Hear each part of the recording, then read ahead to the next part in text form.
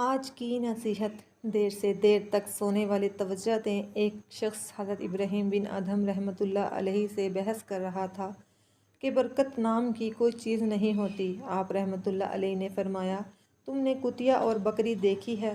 وہ شخص بولا، ہاں۔ آپ نے اس شخص سے پوچھا، کتیا اور بکری میں زیادہ بچے کون جنتا ہے؟ وہ بولا، کتیا۔ آپ نے فرمایا، تمہیں بکریاں زیادہ نظر آتی ہیں یا کتے؟ وہ بولا، بکریاں۔ حضرت ابراہیم بن ادھم فرماتے ہیں، حالانکہ بکریاں ذبح ہوتی ہیں مگر پھر بھی کم نہیں ہوتی، تو کیا یہ برکت نہیں ہے؟ اسی کا نام برکت ہے۔ پھر وہ شخص بولا، ایسا کیوں ہے کہ بکریوں میں برکت ہے اور کتوں میں نہیں؟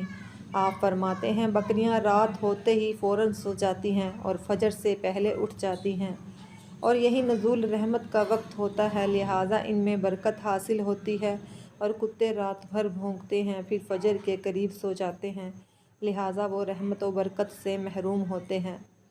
بس یہ غور و فکر کا مقام ہے۔ آج ہمارا بھی یہی حال ہے۔ ہم اپنی راتوں کو فضولیات میں گزارتے ہیں اور وقت نزول رحمت سو جاتے ہیں۔